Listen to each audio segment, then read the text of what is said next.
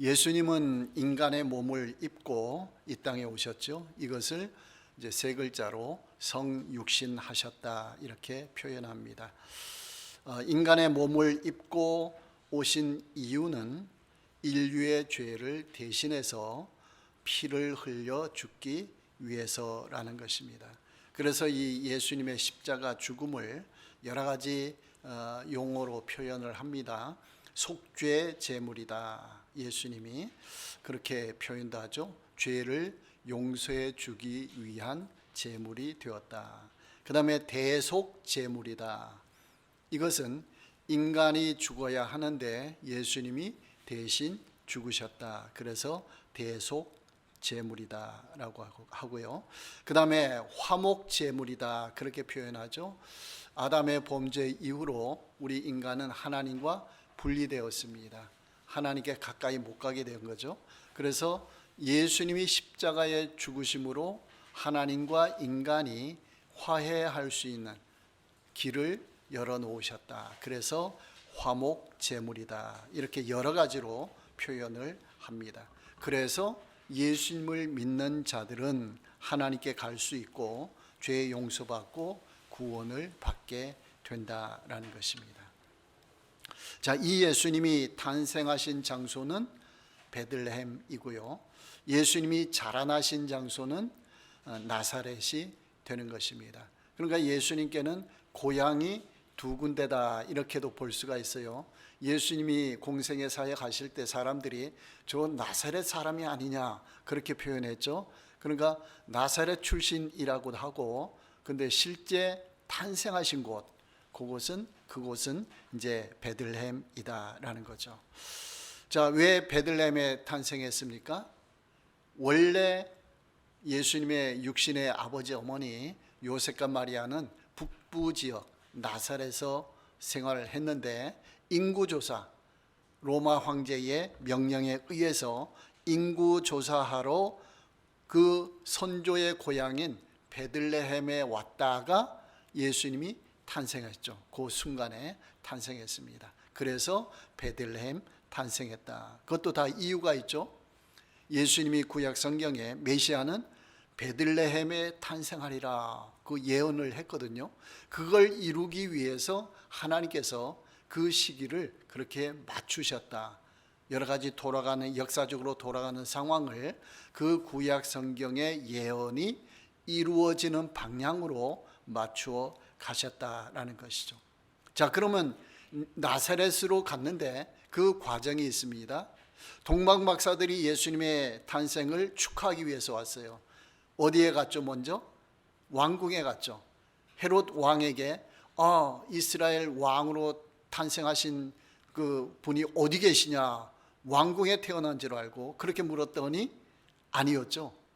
헤롯 왕이 깜짝 놀랐죠. 내가 왕인데 왕으로 태어나는 사람이 있다? 이건 안 된다. 그래서 이 아기들을, 베들레헴 지역의 아기들을 모두 제거하려고 했죠. 그때의 천사가 요셉에게 나타나서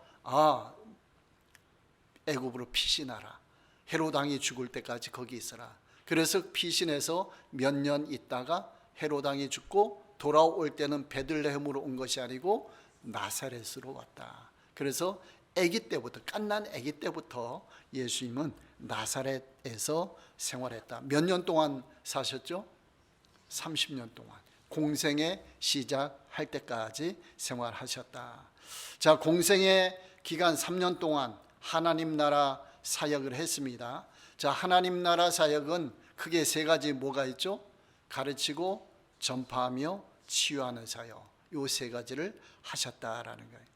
자, 공생의 사역하시면서 예수님께서 나사렛 그 지역을 방문한 것이 두 번 나타납니다.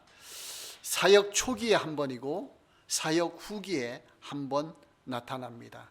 예수님이 예루살렘 성전을 청결하게 하신 사건도 있죠. 그것도 두 번이에요. 사역 초기에 한 번 하셨고 사역 후기에 마지막 예루살렘에 올라가셔서도 성전을 청결하게 하셨습니다. 자, 공생의 사역 초기에 고향 나사렛 방문 기사는 누가복음 4장 16절부터 나와 있습니다. 예수께서 그 잘하신 곳 나사렛에 이르사 안식일에 늘 하시던 대로 회당에 들어가사 성경을 읽으려고 서심했습니다. 자, 안식일에 늘 하시던 대로 회당에 들어갔다. 이 말은 뭐예요? 요셉과 마리아 또 예수님 가족들이 안식일이 되면은 회당에 갔다라는 거죠. 회당에 가서 우리식으로 말하면 예배를 드렸다, 이렇게 되는 거예요. 그런데 공생의 사역을 하시면서 예수님께서는 회당에 가셨는데 그냥 예배 참석하러 가신 게 아니고 성경을 가르치는 거예요. 회당장이 그 이사야 선지자의 글을 예수님께 전달했어요. 그랬더니 예수님이 그 이사야 선지자의 글 중에서 딱 펼쳐서 읽었는데 이사야 61장 1절에서 3절 말씀이에요. 그게 누가복음 4장 16절 17절부터 나오죠. 주의 성령이 내게 임하셨으니 이는 가난한 자에게 복음을 전하게 하시려고 내게 기름을 부으시고 나를 보내사 포로된 자에게 자유를, 눈먼 자에게 다시 보게 함을 전파하며 눌린 자를 자유롭게 하고 주의 은혜의 해를 전파하게 하려 하심이라 했습니다. 예수님이 이사야 선지자의 글에서 요 구절을 딱 읽어주신 거예요. 이게 무슨 의미인 거 아니에요? 이게 메시아 사역이거든요. 메시아가 오시면 이런 사역을 한다라는 것이 이사야 선지자를 통해 예언해 놓으신 거예요. 자, 예수님이 이걸 읽었어요. 읽고 나서 이제 설교를 하는 거예요. 해설을 하는 거예요. 하는데 오늘 이 말씀이 이루어졌다, 응하였느니라 그랬어요. 이 말은 무슨 뜻이에요? 내가 메시아다. 이사야 61장에 예언하여 놓은 그 메시아는 바로 나다. 오늘 이루어졌다 그랬어요. 그랬더니 나사렛 회당에 모였던 사람들이 맞습니다, 메시아하고 환영을 했나요? 그러지 않았어요. 뭐라고 했죠? 이 사람이 요셉의 아들이 아니냐, 그 말이에요. 그 말은 무슨 뜻일까요? 너 자랄 때부터 내가 봤는데 너 평범한 인간 같은데 네가 메시아라고? 로마로부터 우리를 해방시켜 준다고? 이런 식으로 막 비난하는 쪽으로 얘기하는 거예요. 그러니까 메시아가 아니다, 내가 메시아일 리가 없다, 이렇게 거부했습니다. 그랬더니 예수님이 뭐라고 하셨는 거 아니에요? 선지자가 고향에서는 환영을 받지 못한다, 이렇게 표현했어요. 그러면서 예를 들기를 엘리야 시대에 흉년이 들었을 때에 이스라엘에 많은 과부들이 있었지만은 그 이방 지역에 사는 시돈 땅에 사는 사렙다의 그 한 과부만이 엘리사의 도움을 받았다, 혜택을 누렸다, 그렇게 얘기했어요. 그 다음에 또 한 가지, 엘리사 시절에 많은 그 나병 환자들이 있었지만 이스라엘에 엘리사로부터 고침받은 사람은 수리아 사람 나아만 장군 한 사람뿐이다, 그렇게 표현했어요. 그러면은 이 나사렛 유대인들이 들을 때 그 들은 표현이, 예수님이 하신 말씀이 좋은 거예요, 안 좋은 거예요? 안 좋은 거죠. 너희가 고침받지 못하고 이방인이 고침받았다. 너희가 지금 나를 배척하는데, 나를 멀리하는데 이방인이 받을 것이다. 왜 너희가 받지 못하느냐, 막 이런 식으로 강하게 비유적으로 얘기를 했어요. 그랬더니 나사렛 사람들이 가만히 있지 않았어요. 예수님을 데리고 어디로 갔는 거 아니에요? 산으로 데리고 왔어요. 산으로 이끌고 갔다 했어요. 낭떠러지에 했어요. 거기 떨어뜨리려고, 예수님을 죽이려고 했어요. 자, 예수님이 거기서 죽으시면 돼요, 안 돼요?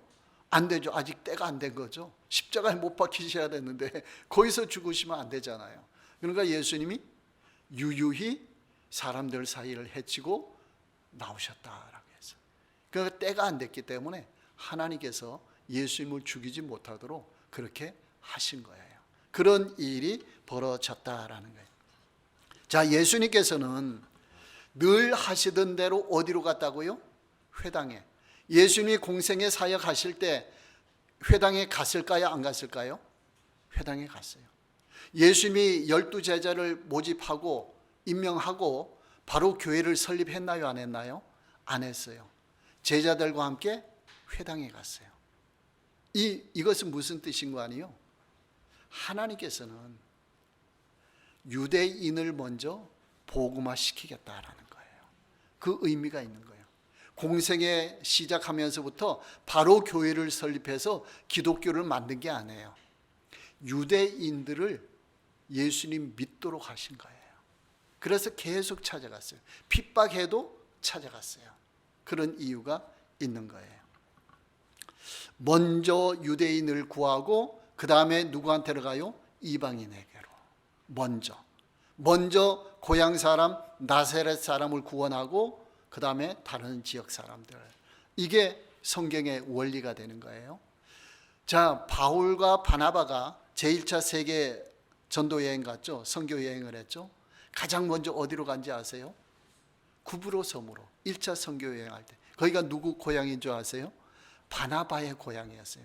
그때는 바울보다 바나바가 더 우선해요. 더 앞선 사람이었어요. 그러니까 바나바의 고향으로 가서 선교하고 여행을 했어요. 그 다음에 2차 선교 여행할 때 바울과 바나바가 헤어졌잖아요. 따로 가잖아요. 바울이 이제 주도해서 2차 선교 여행 하는 거예요. 실라를 데리고. 어디로 갔을까요? 자기 고향으로 갔어요. 길리기아 다소 지역으로. 그쪽으로 가면서 선교를 시작한 거예요. 먼저 어디부터요? 고향부터. 하나님께서 먼저 자기의 백성 유대인부터 구원시키기를 원하셨다라는 거예요. 마가복음 7장 24절부터 보면은 거기에 이제 두로 지방에 갔어요. 그건 이스라엘이 아니죠. 이방인 지역이죠. 거기에 귀신 들린 어린 딸을 둔 수로보니게 여인이 있었어요. 그 이방인이에요. 그 예수님께 고쳐달라고 막 쫓아서 간절히 기도해 매달렸어요. 그랬더니 예수님이 뭐라 한지 아세요? 자녀로 먼저 배불리게 먹게 할지니 자녀의 떡을 취하여 개들에게 던짐이 마땅치 아니하니라 했습니다. 이 자녀는 누구예요? 유대인들이에요. 개들은 누구예요? 이방인들이에요. 그러니까 그 당시 유대인들은 이방인들을 개 취급했기 때문에 그렇게 표현을 했어요. 예수님이 직접 그걸 좋아해서 쓴 게 아니고 그 사람들이 알아듣기 쉽게 그렇게 표현을 했어요. 그랬더 먼저 누구한테요? 자녀에게, 유대인에게, 그 다음에 이방인에게. 이게 순서예요. 그랬더니 수로보니게 여인이 맞습니다. 그 말이 맞지만은 떡 부스러기도 개들이 먹습니다. 주인 떨어뜨린 것을. 그러니까 예수님 부스러기 주시듯이 구해 주십시오. 그랬더니 그 믿음을 보시고 고쳐주셨어요. 귀신 들린 딸을. 그러니까 먼저 배불리게 한다 이 표현은 물론 수로보니게 여인의 믿음을 시험하기 위해서 말을 했지만은 여기에 진리가 성경의 원리가 담겨 있는 거예요. 먼저 누구에게요? 유대인에게 복음을 전해야 된다. 자, 아브라함 언약을 체결했죠. 자, 아브라함에게 크게 세 가지 약속을 했습니다. 자녀 후손들에 대한 약속, 그 다음에 가나안 땅에 대한 약속, 그 다음에 뭐예요? 모든 민족, 열국의 아비, 모든 민족의 아버지가 되게 하겠다. 이건 무슨 뜻이에요? 하나님이 아브라함을 먼저 택하고 이스라엘 민족을 만든 후에 그 이스라엘 민족을 통해서 모든 민족에게 복음을 전하겠다. 하나님 믿게 하겠다. 그 말이잖아요. 그렇죠? 그게 언약이에요. 근데 이스라엘 백성들은 그 언약을 잊고 있었다는 거예요. 로마서 1장 16절에 바울 사도를 통해 이렇게 말씀했어요. 이 복음은 모든 믿는 자에게 구원을 주시는 하나님의 능력이 됨이라. 먼저는 유대인에게요. 그리고 헬라인에게로다라고 했습니다. 헬라인은 이방인이잖아요. 먼저는 복음이 어디로 가야 돼요? 유대인에게. 그리고 헬라인에게, 이방인에게 가야 된 이게 원리다라는 거예요. 자, 바울 사도는 유대인의 선교사예요? 이방인의 선교사예요? 이방인의 선교사라고 했죠? 바울 사도는. 자, 그러면 유대인을 제껴놓고 이방인에게 가서 선교해야 되잖아요. 그런데 이 바울 사도는 이방 지역에 가서 선교할 때에 가장 먼저 그 지역에 어디를 찾아간지 아세요? 회당을 찾아갔어요. 유대인의 회당을 찾아갔어요. 그러니까 이 바울 사도는 이방인의 선교사이지만은 성경의 원리를 그대로 적용한 거예요. 그 지역에, 이방 지역에 가더라도 유대인의 회당에 찾아가서 먼저 복음을 전했어요. 먼저 복음을 전하고 믿는 자들이 생기면 교회를 설립하는 거예요. 거기서 믿는 자들이 생기지 않으면 이방인에게 복음을 전해서 이방인을 통한 교회를 설립시킨 거예요. 만약에 이렇게 생각해 볼 수가 있죠. 회당에 갔어요. 회당에 갔을 때 바울이 복음을 전했어요. 예수님도 마찬가지고 복음을 전했을 때에 그 회당 사람들이 복음을 받아들였다라고 하면은 교회를 따로 설립할 필요가 있어요, 없어요? 없죠. 회당이 교회가 되는 거죠. 그렇죠? 그러면 구약의 역사, 이스라엘의 역사가 계속 이어지는 거죠. 그러면서 복음의 역사가 나타나는 거죠. 그런데 그 유대인들이 그걸 복음을 받아들이지 않고 거부하니까 하나님께서는 교회를 따로 설립했다, 이렇게 볼 수가 있는 거예요. 그렇죠? 그러니까 성경 역사적으로 보면은 회당이 전체가 변화가 돼서 교회로 바뀌었다, 그 성경에 있어요, 없어요? 없어요. 예수님의 제자들, 사도들, 예수님을 믿었던 자녀들이 왕성하게 일어나가지고 복음 사역자들이 되어서 계속해서 복음을 전했다, 그 말이 있어요, 없어요? 그거 없어요. 희한하죠?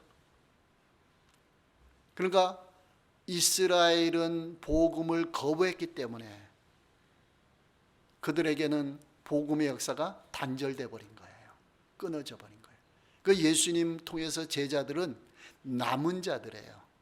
남은 자로서 왜 남은 자 역할을 했을까? 남은 자 역할이 뭘까? 그 남은 자는 복음을 이방인에게 전하기 위한 도구로 쓰임 받은 거예요. 그리고 거기서 끝난 거예요. 그리고 복음이 이방인에게로 넘어가서 로마, 그렇죠? 그러면서 유럽으로 통해서 미국으로 가고 미국에서 또 한국으로 오고 이러면서 복음이 이스라엘에는 들어가지 못하고 이방인 지역에 계속 돌아다니는 거예요. 복음이 지금까지도 그렇게 하고 있던 거예요. 자, 예수님은 실망하지 않고 공생의 사역 후반기에 다시 고향 나사렛을 방문합니다. 회당을 방문하죠. 또 복음을 전하시는 거예요. 그 본문이 오늘 마가복음 6장 1절부터 나오는 거죠. 고향 나사렛으로 가시니 제자들도 따르니라. 안식일이 되어 회당에서 가르치시니. 그러니까 예수님도 이제는 30세 이상이면은 일을 할 수가 있는 거예요. 어른 취급받아서 가르칠 수가 있는 거죠. 그 전에는 배우기만 하는 거죠. 그래서 예수님이 공생의 사역하면서 능력도 있고 지혜도 있으니까 이제 가르치는 쪽으로 할 수가 있는 것이죠. 자, 그래서 가르치는데 많은 사람들이 놀라는 거예요. 그러면서 하는 반응이 뭐냐? 이 사람이 어디서 이런 것을 얻었느냐? 이 사람이 받은 지혜와 그 손으로 이루어지는 이런 권능이 어찌 됨이냐? 여기 지혜는 말씀이죠. 말씀 가르치는 거예요. 그 다음에 그 손으로 이루어지는 이런 권능, 이건 뭐예요? 이적이에요. 치유 이적이에요. 병을 고치고 이런 이적이에요. 그러니까 후반기에 가서는 말씀도 전하고 치유 역사도 일으켰다는 거예요. 그 사람들이 놀라는 거예요. 어찌 됨이냐? 놀라면서 하는 반응이 뭐예요? 3절에 이 사람이 마리아의 아들 목수가 아니냐? 야고보와 요셉과 유다와 시몬의 형제가 아니냐? 그 누이들이 우리와 함께 여기 있지 아니하냐고 예수를 배척한지라. 또 배척해버리고 말았어요. 1차 때는 어떻게 했어요? 낭떠러지에 떨어뜨리려고 했어요. 2차 때는 배척했다. 받아들이지 않았다. 왜 받아들이지 않았느냐? 그 이유가 3절에 나오죠. 첫 번째는 마리아의 아들이 아니냐, 그거예요. 평범한 여인의 아들이 아니냐, 훌륭한 가문이 아니다, 왕의 가문이 아니다, 그런 말이에요. 그러니까 이 사람들은 메시아면은 왕의 가문일 것이다, 하여간에 훌륭한 사람일 것이다. 그래서 능력을 발휘해서 로마로부터 해방시켜 주시고 나라를 구해 줄 것이다. 이런 생각을 갖고 있는 거예요. 근데 마리아, 우리보다도 못한 마리아, 그 여인의 아들이라는 거예요. 또 직업도 목수예요. 목수가 아니냐. 큰일 할 수 있는 능력이 없다. 너는 그런 능력이 없는 사람이야. 그거예요. 그 다음에 또 뭐예요? 같은 동네 사람이라는 거예요. 야고보와 요셉과 유다와 시몬의 형제가 아니냐. 이 표현은 우리 같이 동네에서 사는 사람, 가족인데 어떻게 네가 우리가 다 보고 있는데 그렇게 훌륭하게 메시아가 될 수 있다고 하느냐. 자, 여기에 참고로 예수님은 맏아들이죠. 야곱만 하고 결혼하기 전에 출생했으니까 당연히 맏아들이죠. 남동생이 몇 명이에요? 4명. 이름이 나오죠. 야고보, 요셉, 유다, 시몬. 그러니까 그 당시에 비슷한 이름들이 많은 거예요. 우리 시대에도 비슷한 이름들이 많이 있잖아요. 그 다음에 누이 동생들이 있어요, 없어요? 있어요. 몇 명? 몇 명이라고는 없는데 누이들이라고 해서 복수예요. 그러니까 최소한 2명은 있는 거예요. 그러면서 그 누이들이 우리와 함께 있지 아니하냐, 이 표현은 뭔가 아니요. 우리와 함께 있지 않은 이 표현은 결혼해가지고 우리 동네에 지금 같이 살고 있다, 그런 말이에요. 그런 집안의 예수가 메시아라고 주장하니까 도대체 어떻게 된 거야? 믿지 못하겠다, 못 받아들인다, 그러면서 배척을 했다라는 거예요. 자, 한 가지 더 참고는 여기 예수님의 동생 야고보 있죠? 야고보도 처음에는 예수님 못 믿었어요. 그러다가 나중에 예수님이 십자가 사건 이후에 마가 다락방에 같이 갔어요. 그럼 은혜를 받았어요. 그래서 예루살렘 교회 기둥처럼 사도들은 다 흩어져서 복음을 전하고 피해 다니고 막 그런 시절에 야고보는 예루살렘에 남아서 장로로서 예루살렘을 교회를 지키는 사람, 기둥처럼 쓰임 받은 사람이 됐어요. 또 유다가 있죠. 이 유다가 유다서를 기록한 사람이에요. 예수님의 동생으로서 유다서를 기록했다라는 거예요. 자, 나사렛 사람들은 예수님의 가르침과 이적을 보고 놀라기도 했죠. 또 이 사람들에게는 인간적인 선입견, 이것도 갖고 있어요. 인간적으로 이 사람이 어떻다, 그렇게 평가하는 생각을 갖고 있어요. 자, 가르침과 이적을 보고 예수님을 믿을 수도 있고 그동안의 인간적인 편견, 이 선입견 때문에 믿지 않을 수도 있는 상황이에요. 그러니까 이 고향 사람들은 선택을 해야 되는 거예요. 예수님을 믿을 것인가 버릴 것인가, 그렇죠? 영접할 것인가 배척할 것인가 해야 돼요. 그런 똑같은 일들을 다른 지역에서 했는 데에는 많은 사람들이 예수님을 믿고 따라다녔어요. 근데 고향 사람들은 소수의 사람만, 그 말씀을 그랬죠. 소수의 사람, 소수의 그 기적만 베풀었다라고 말했습니다. 그러니까 어느 것을 선택할 것인지 나사렛 사람들 앞에 놓여 있다라는 거예요. 근데 그 사람들은 인간적인 선입견이 너무나 강해서 어떻게 했어요? 예수님을 받아들이지 못하고 배척, 멀리 했어요. 예수님의 12제자 중에도 가룟 유다 있죠? 가룟 유다는 돈에 대한 욕심이 너무 강해서 예수님을 팔아버렸어요. 너무 강해서 자기가 회개를 못했어요. 돌이키지를 못했어요. 그러니까 우리도 내 속에 믿음을 방해하는 것을 제거시켜야 되죠. 제거시켜야 되는 거예요. 방해하는 것이 있으면, 그렇죠? 그러니까 이 나사렛 고향 사람들은 선입견이 예수님을 믿는데 큰 방해 역할을 하고 있었다라는 거예요. 자, 초기 방문 때는 구약 성경 이사야서 말씀 근거로 내가 메시아다라고 표현했더니 사람들이 뭐라고 했죠? 이 사람이 요셉의 아들이 아니냐, 이 선입견 때문에 거부했어요. 그 다음에 2차 방문 때 말씀 가르치고 이적을 행했죠. 예수님이 행하신 이적들은 그 내용들을 보면 다 이유가 있어요.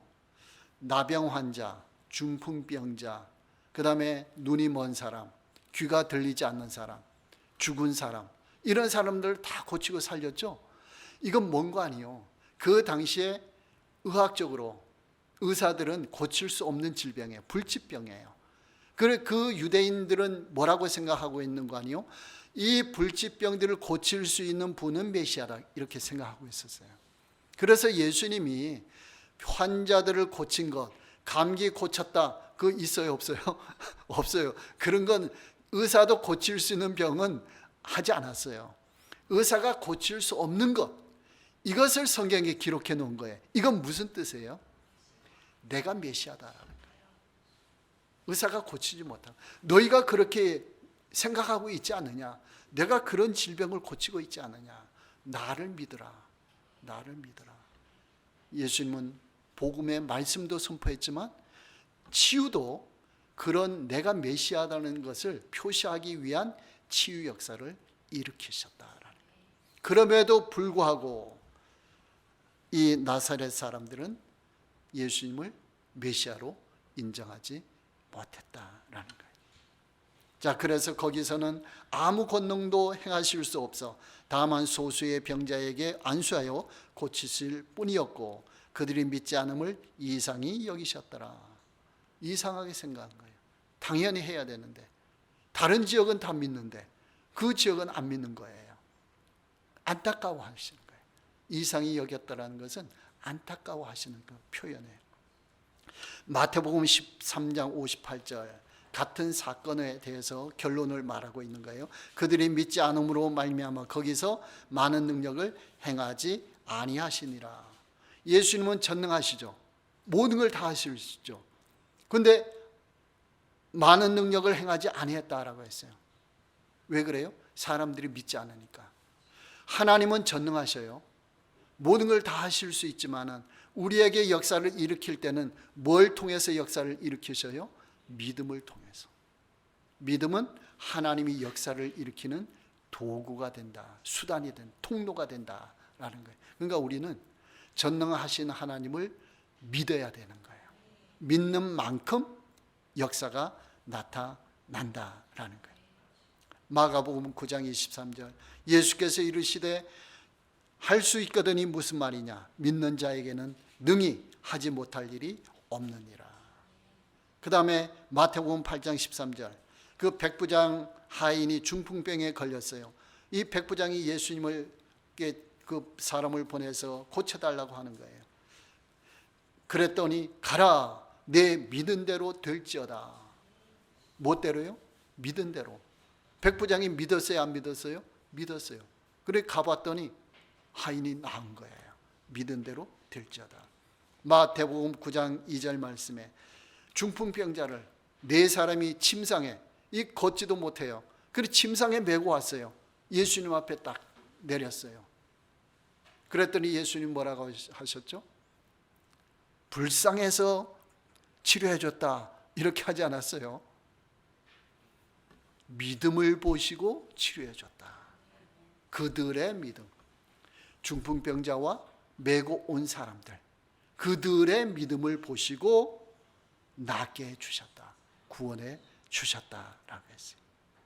요한복음 1장 10절부터 보면요, 그가 세상에 계셨으며 세상은 그로 말미암아 지은 바 되었으되 세상에 그를 알지 못하였고 자기 땅 이스라엘에 오매 자기 백성 유대인이 영접하지 아니하였으나 영접하는 자 곧 그 이름을 믿는 자들에게는 하나님의 자녀가 되는 권세를 주셨으니.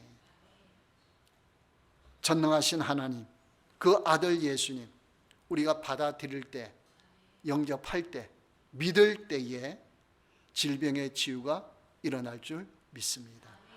우리의 문제가 해결될 줄 믿습니다. 구원의 길이 열릴 줄 믿습니다.